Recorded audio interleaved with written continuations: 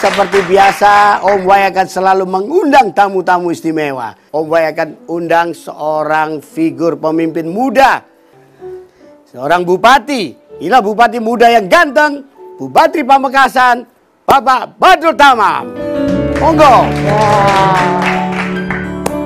Terima kasih. Alhamdulillah sudah datang. Bawa oleh-oleh BHS. Woi. Dulu pernah mau belanja sarung, Terus? ditawarin merek tertentu, Iya. oleh yang jual di Pasar Bong, Surabaya. Oh, di Surabaya, Pasar Bong ya? Yang jual, jangan beli sarung yang ini aja katanya. Lah kenapa katanya?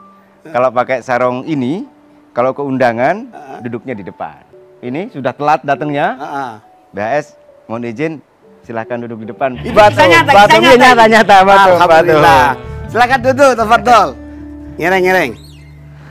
Ini bisa Cak Madura atau apa ini enaknya? Ya, kita bisa paham 4 bahasa. Oh, apa itu? Bahasa Madura, bahasa Indonesia, bahasa Jawa, bahasa isyarat terakhir.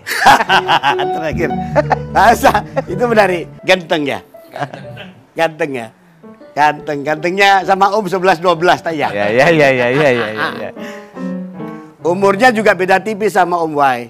Iya. Sekarang umur Sabdian berapa? Sudah 42 ya. 42?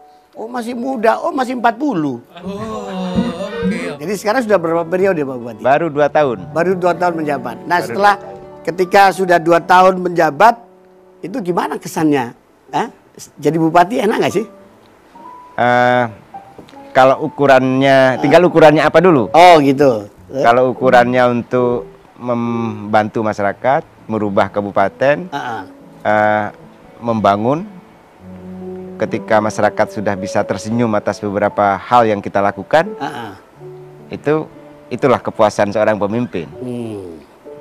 Misalnya orang yang sebelumnya rumahnya tidak layak menjadi layak. Iya. Orang yang sebelumnya tidak mampu untuk sekolah jadi mampu sekolah.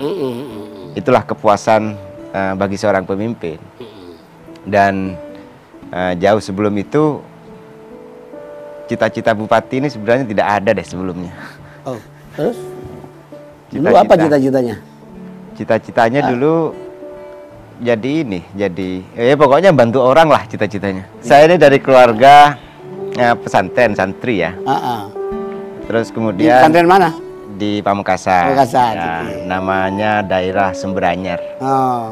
Terus kemudian pendidikan dari keluarga itu selalu sering menyampaikan, bahkan atmosfer dalam keluarga saya itu atmosfernya bagaimana membantu orang, bagaimana memberi solusi bagi orang, dan jangan pernah berharap bayaran dari orang.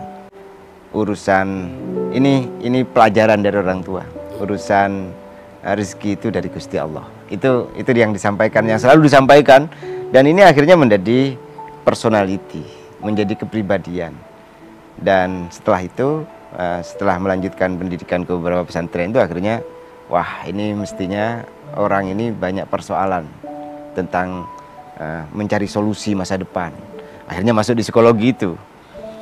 Dan setelah masuk psikologi, saya aktif di beberapa organisasi kajian, aktif di beberapa kelompok diskusi. Dan dari kelompok diskusi itu lahir beberapa pemikiran-pemikiran yang tidak terbayangkan sebelumnya, bahwa yang bisa merubah kehidupan itu pemimpin.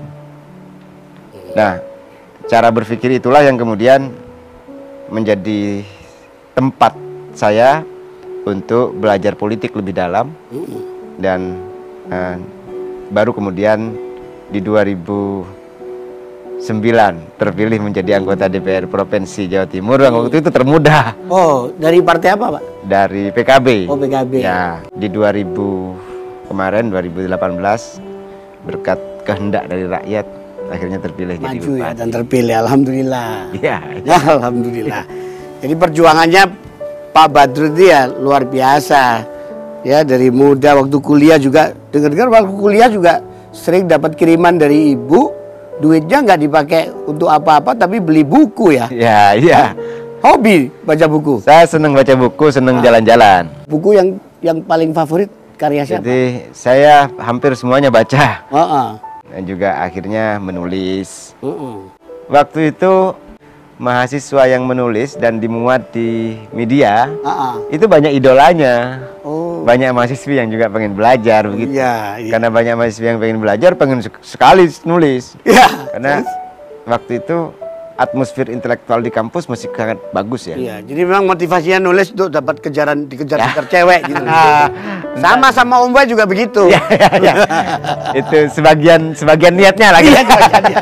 Dulu kalau nulis dapat honor, dan honor itu yang sebagai pengganti untuk bisa hidup waktu kuliah.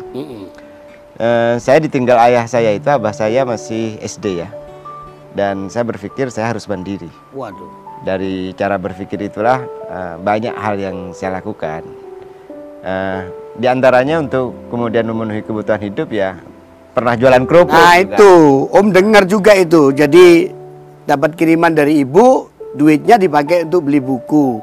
Ya, habis lah untuk kuliah, kita tambah-tambahnya cari dengan jualan kerupuk. Nah itu gimana itu di mana itu jual kerupuknya? Jadi di Madura itu ada kerupuk enak. Nah, saya bawa ke Malang waktu itu. Saya titip ke beberapa pasar karena mungkin rezeki anak soleh ya. Akhirnya laku banget. Alhamdulillah. Terus kemudian sampai ada divisi yang digoreng, baru kemudian dikirim ke warung-warung.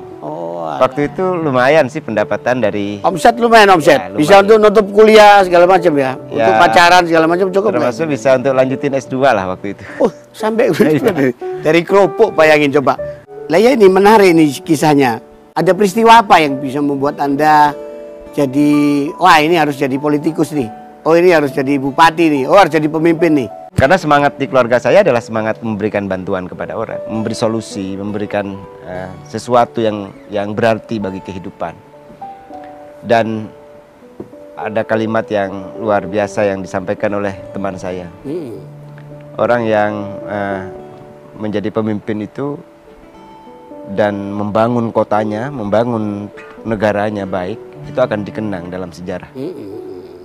Dan amalnya itu sampai ke generasi berikut. Iya, bisa jadi amal jariah juga. Tetap di Talk Show with BHN.